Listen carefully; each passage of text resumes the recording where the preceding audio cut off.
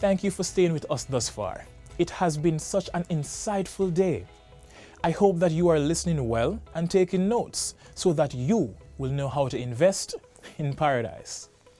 The Singapore Corporation Enterprise is mandated to assist investors in creating strong economies. We have put together an all-star team today that will educate you. Let's check in with them. Singapore, a tiny red dot on the map, but it has become successful in so many ways.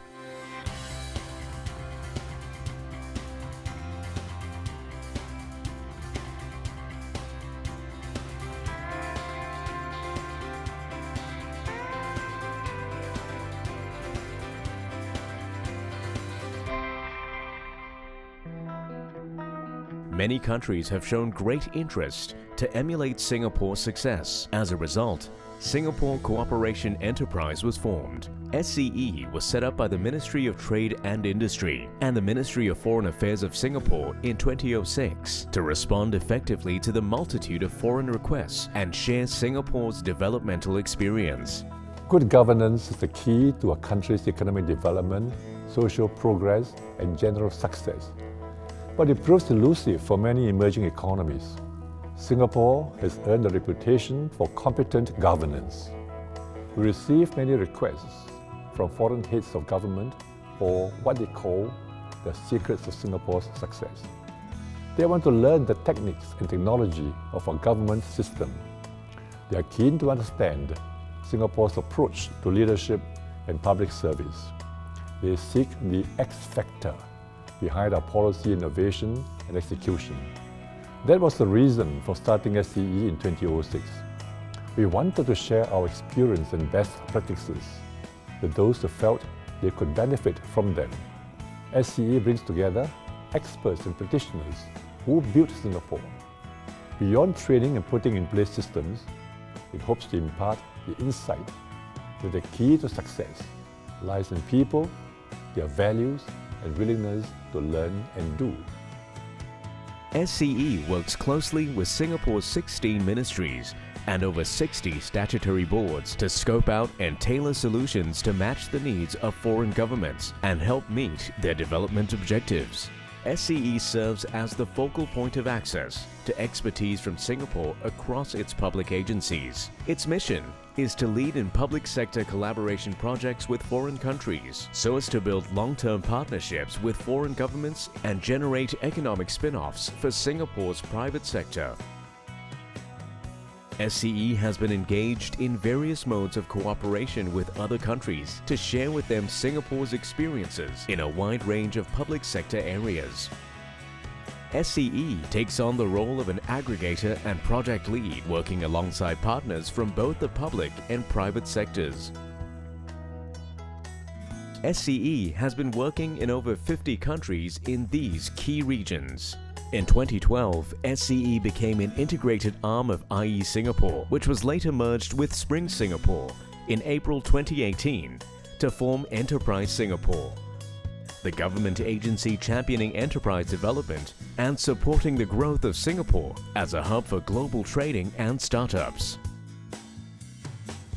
Since inception, SCE has successfully delivered over 300 projects and programs. SCE can put together teams of qualified experts who can recommend frameworks and provide specific solutions to foreign governments adapted from Singapore's own experience.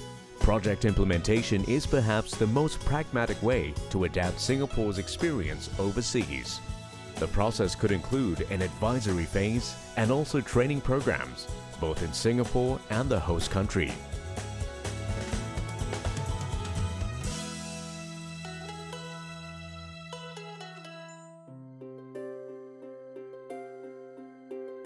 The purpose of study visits is to provide delegates with vivid insights into the roles and capabilities of various government organizations in Singapore. Visit itineraries include meetings and discussion sessions with relevant public agencies and private companies, as well as site visits of related organizations. Training programs cover a wide array of Singapore's expertise. This can be in both technical and software transfers on different topics. Customized to the requirements of our foreign governments, we may also feature visits to public agencies, plenary discussions with industry experts, and dialogues with present and past senior public servants.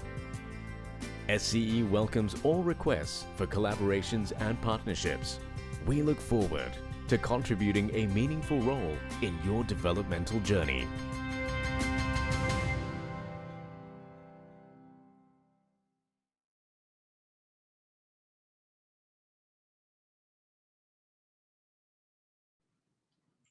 Greetings to everyone. I'm Daniel, the Director for Pacific and Latin America in Singapore Cooperation Enterprise. For this session, we have three speakers, Dr. Liu Tiger, Dr. Forrest, Seah, and myself. I'll provide an overview of Singapore and the cooperation framework with JSEZA. Dr. Liu will share his experience as the Chief Planner of Singapore, and Dr. Yap will talk about Singapore's logistic strategies. Quick facts on Singapore. Strategically located in the middle of Asia, Singapore is one of the smallest island states in the world.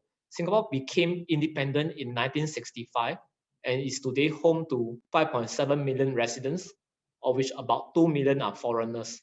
Like Jamaica, Singapore is part of the Commonwealth family and attained independence in 1965. In 2020, Singapore's GDP and GDP per capita declined about 5% to US $337 billion and US $58,500 respectively. This slide shows how Singapore's economy has grown since 1965.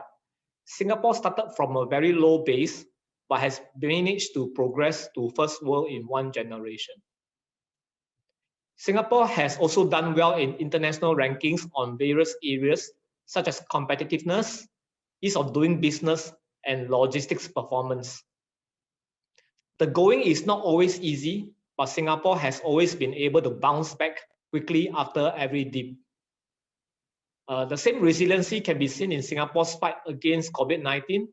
At one point, the infection rate shot up to 1,500 cases due to the spread in the foreign workers' dormitories.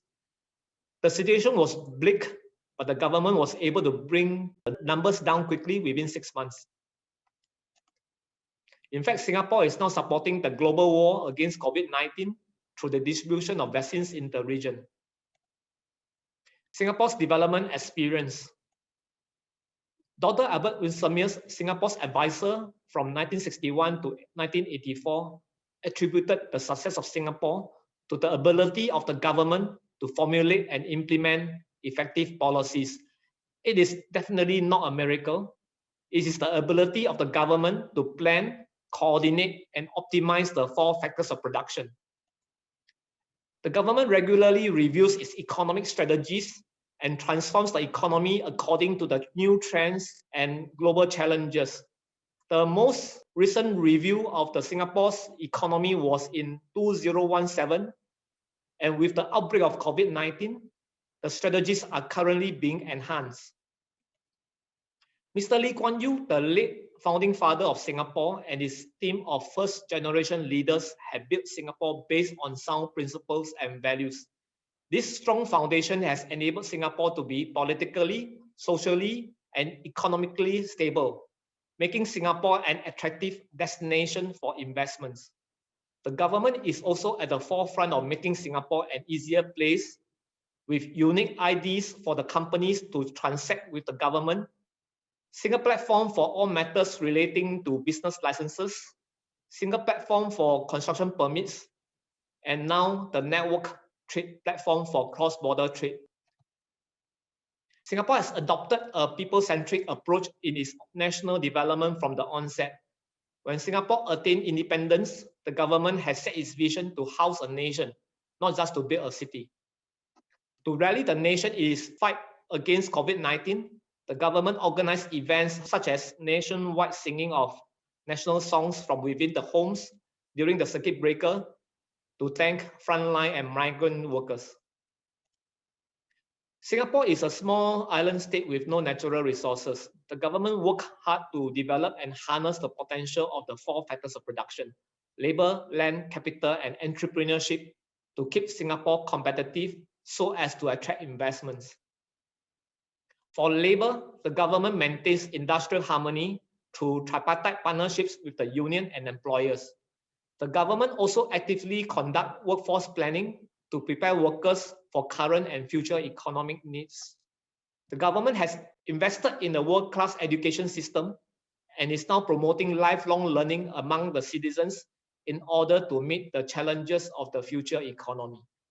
Land is very scarce in Singapore, and the population density in Singapore is already one of the highest in the world.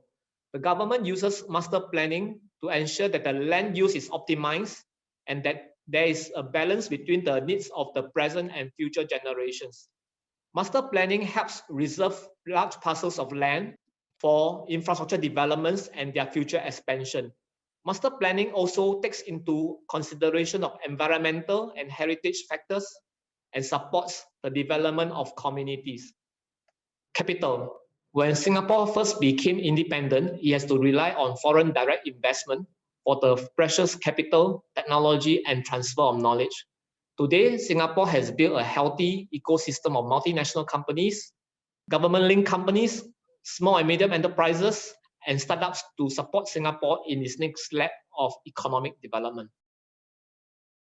Entrepreneurship. With the advance of the digital economy, Singapore has put a lot of emphasis on developing innovation as an engine of growth and promoting entrepreneurship. Singapore is currently one of the most innovative cities in Asia and will be investing another 25 billion Singapore dollars into developing the R&D ecosystem in the next 5 years. To prepare for the future economy, the government has developed 23 industry maps to help the companies within these industries leverage on technology to innovate. The government will also help the workers upskill and leverage on technology to improve productivity and stay relevant to the economy. Now we move on to Singapore Cooperation Enterprise. Formed by the Ministry of Trade and Industry and Ministry of Foreign Affairs, Singapore Cooperation Enterprise, or SCE for short, is an agency of the Singapore government mandated to enter into G2G partnerships with foreign countries in public sector projects. SCE is a single gateway for foreign governments seeking to tap on Singapore's public sector expertise.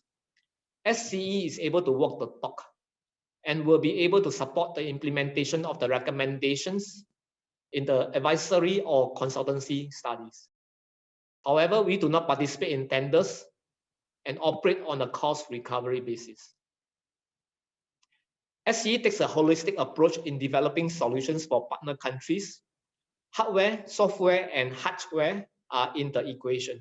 For instance, in the special economic zone, the hardware will refer to the infrastructure, the software, the managerial skills, and the hardware, morale of the team. Hardware is commonly neglected and one possible cause of public project failures. SCE works with existing and former civil servants with experience in the stipulated areas to come up with policy, recommendations, and roadmaps. For implementation projects, SCE will also work with companies with experience developing similar solutions in Singapore, and these are not necessarily Singapore companies. These are some of the key domains that SCE operates in. As an organization, SCE has completed more than 300 projects in 54 countries.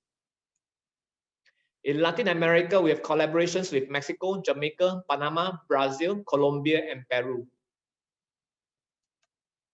We have also written some articles on Singapore's experience in some areas. Please email us if you would like to gain access to the articles.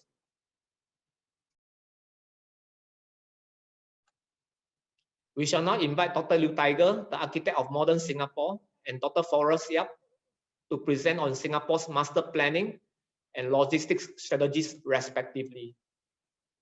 Hello, I'm Liu Tiger, an architect planner, and formerly I was the chief executive and the chief architect of HDB, which is a public housing agency, and also the chief planner of Urban Redevelopment Authority, is a planning authority. Currently, I'm a director of Singapore Cooperative Enterprise. And this morning, I'm going to talk about the nature of planning, intelligent planning, Singapore concept plan, and how to plan for resilience and sustainability, and also sharing the experience with Jamaica. Now, nature of planning. Actually, it's a tough job. The job of a planner is to translate the political leaders' vision and also the data of the city into spatial arrangement with quantification. So we must quantify population, density, land size, and then how do we subdivide this city land size into smaller urban units? What are they? That means from a city, you go down to region, to new town, to neighborhood. This is what exactly we did in Singapore. So a lot of people ask me how to plan a city intelligently, how to plan it well. Well, there's a tendency for people to plan city by shouting very sexy slogan and say, I want to be innovative and so on. But when I planned Singapore, my focus was to plan it in a scientifically correct way. You have to use your brain to think through the problem. So I call it intelligent cities. And what are the things that you have to consider? 3 things: value, science, and art. Value, to have a humanist heart; science, to have a scientist's head; and art, to have the artist's eyes. So you have a value. The value is to care for the people and the land of the city. Science is to treat the city as a machine for living. You must know all the parts in the machine and make sure this machine functions well. Art, you have to take care of the land, and therefore you have to romance with the land when you put the machine for living on the land. And if you do these 3 things well, the city will have spiritual beauty, inner beauty, outer beauty, like a human being. And therefore, in doing so, the citizens of the city will have a sense of nostalgia.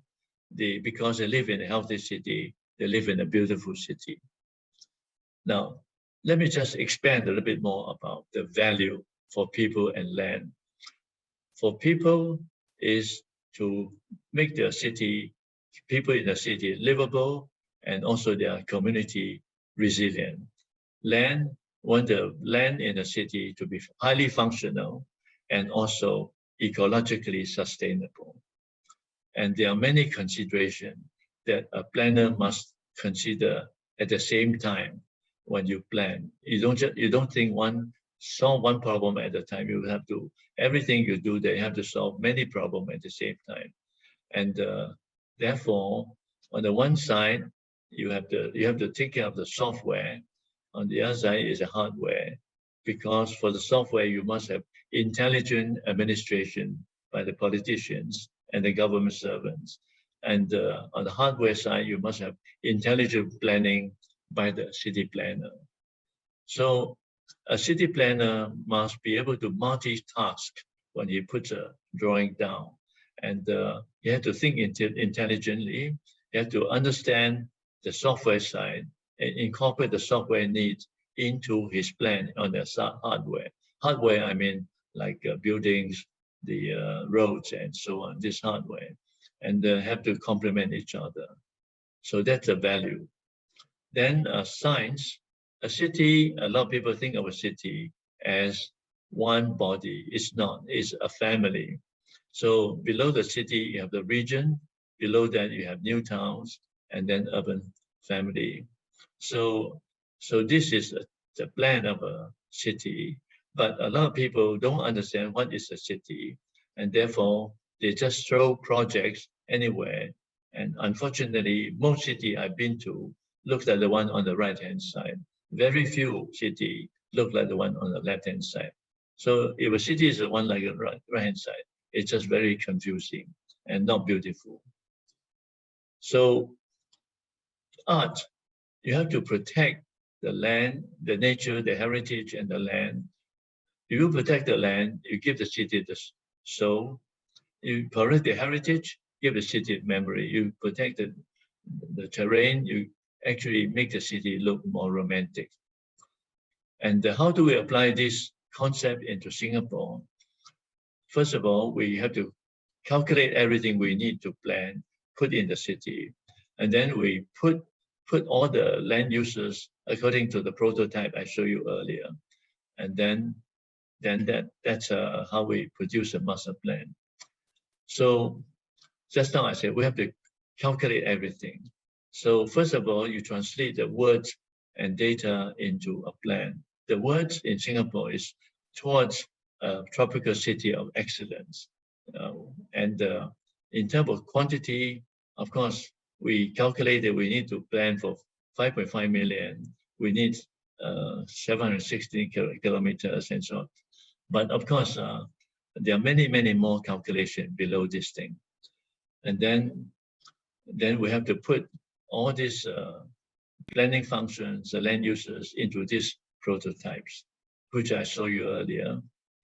And but to put it on the actual land by romancing with the land, first of all, we keep all the green and blue area and the hills and so on. And then we also keep the heritage for the memory. And then after that, we subdivide the city into urban cells. You have the CBD, you have the regional centers. The black line shows the division of the regions. And then below that, you have the new towns, and the smaller dots are the town centers. And then after that, then you plan the new towns, plus the portion that you don't plan, some of these are like private housing, landed properties, and so on. And also you must locate what I call the urban organ at the right places. Those are the functions which may have some disturbance to the living environment. For example, the one on the extreme right is an airport. Because if you put airport on the extreme right, the airport noise would not disturb the people. The one on the extreme lower left side is a petrochemical plant. You put it there, in the event of an explosion, it will not affect the people living in the cities. And so these are considerations that we have to go through before we finalize a city plan. And also, in order to conserve energy and minimize traffic jam, Singapore was planned like a transit-oriented city. The blue and the red lines are the key metro lines for rapid transit train lines. So after this, we put all these layer maps together. It's like having a grand system consisting of many smaller systems. And with that as a basis, then we create this master plan. So when you see this master plan, it's very simple, but behind that, it's all those thinking that I just explained. So you're interested to know how we plan for resilience and sustainability. Let me get back to Singapore plan. If we did not treat the city as a family, but just a body, we have only one CBD. Everybody in the city will have to go to a CBD to do everything they need. That creates huge traffic congestion, huge inconvenience to the people. So we have to subdivide it into 5 regions with regional center to transfer some of the traffic into the region center. But then the region center still have a lot of traffic. So then we will develop the town centers and transfer the traffic into the town center. That's how Singapore may have a very high density city, but we don't have serious traffic jam because of this plan. And we plan for resilience. That means because of hierarchy of the facilities distributed to the region and the cities and neighborhoods. So people can just go to a neighborhood to shop, to work, and even to go to schools. And they create a sense of community, and also they minimize the need to travel long distance. And the city become more sustainable because we protect nature and heritage. We actually have a transit system, and also we encourage people, we make it possible for people to walk to neighborhood for the local shopping, or even walk to school within the neighborhood. And it's a transit-oriented city because transit system consumes less energy than car driving. So by doing so, we create a greener environment. A greener environment means more sustainable environment.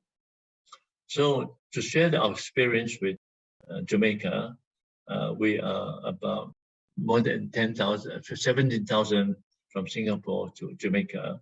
The good thing is that we're both very near the equators, so our climate is similar.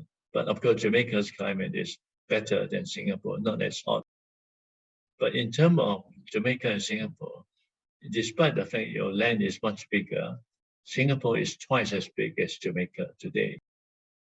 And even Kingston, Singapore is like 3 times the size of Kingston in population, and 1.5 times the land size of Kingston.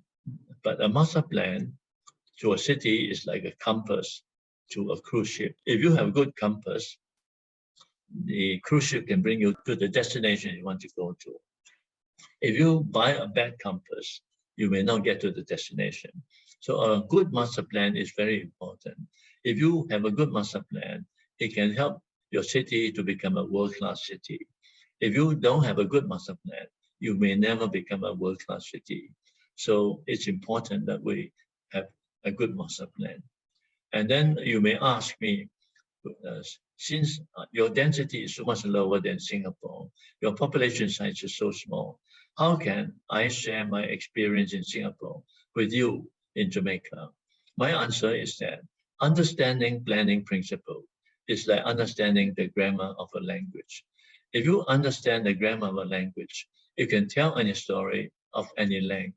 If you understand the principle of planning, you can plan any city of any size, of any density.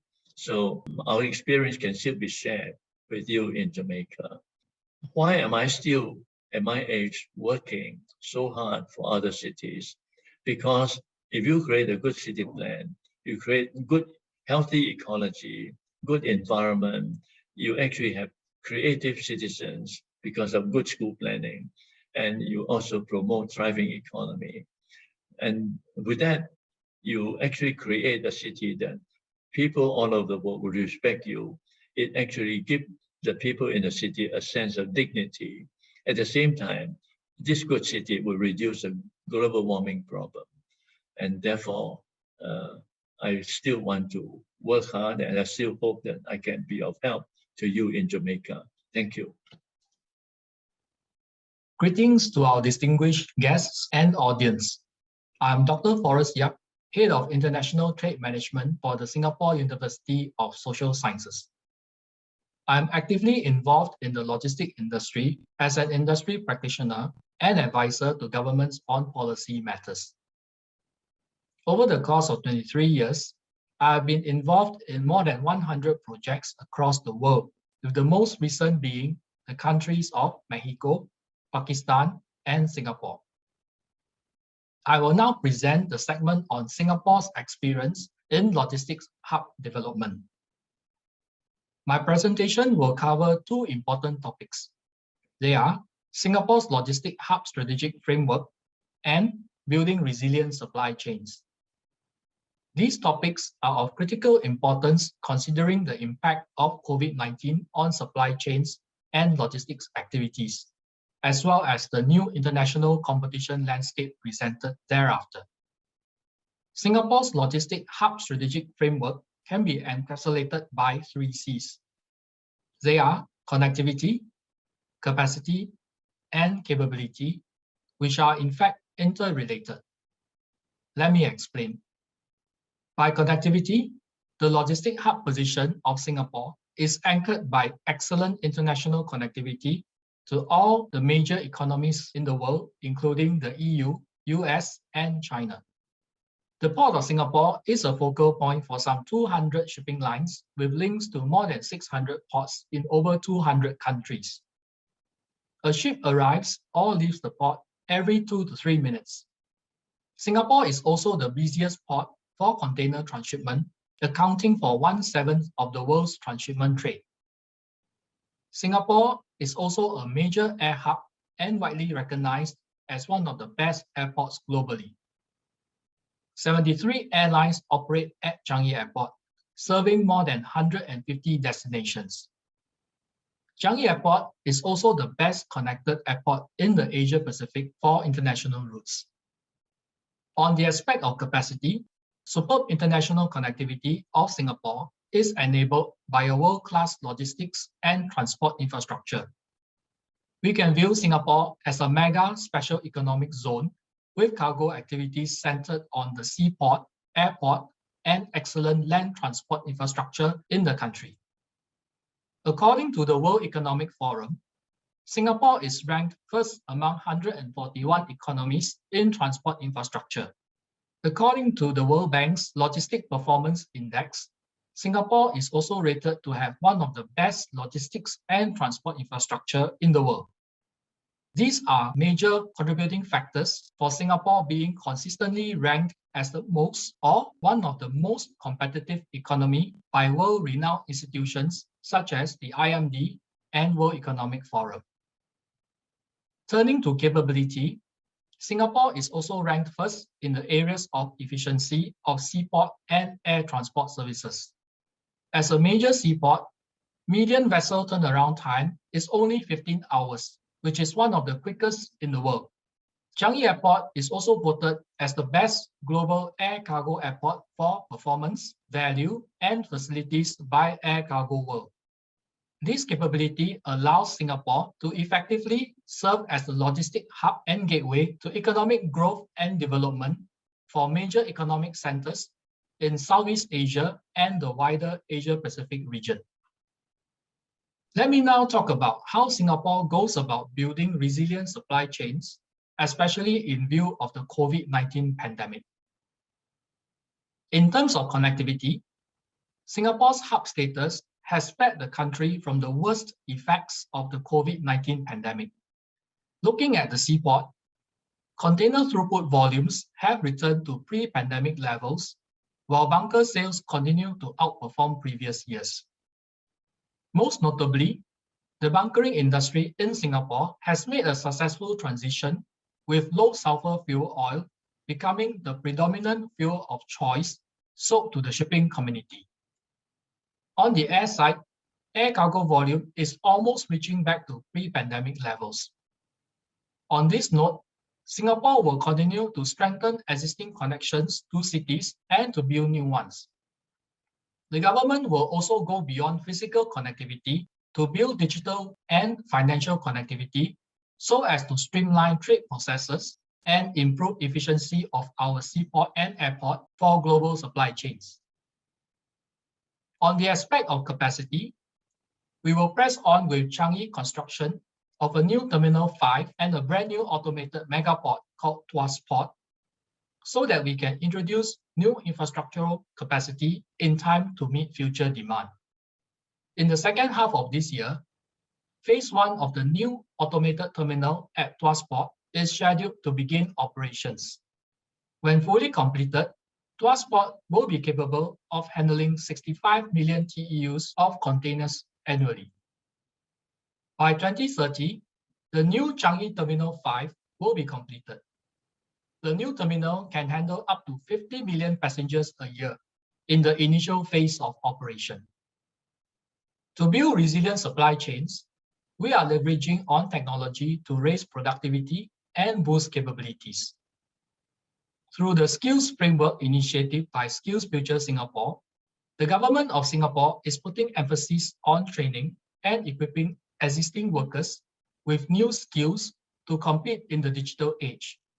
To groom new talents in logistics, Singapore's only undergraduate logistics and supply chain program, which is offered in my university, SUSS, requires all students to be well-versed in coding and data analytics. The government is also helping companies transform and capture new opportunities. There is the Singapore dollar 280 million Aviation Development Fund by the Civil Aviation Authority of Singapore to help organizations in the aviation sector to raise productivity. For the maritime industry, companies can tap on the Maritime and Port Authority's Maritime Cluster Fund and the Sea Transport Industry Digitalization Plan to support their digitalization efforts. Response to the recent Suez Canal incident reminds us of the importance of building resilient supply chains. Singapore's strong reputation and logistics capabilities allowed the port to remain as the premier supply chain hub amidst strong competition from other ports. Subsequent bunching of vessels arriving in Singapore after the Suez Canal blockage was resolved was cleared speedily by the terminal operator. This is even as many ports continue to experience congestion and equipment shortages. As a matter of fact, the pandemic reinforced Singapore's position as the premier hub port in the region.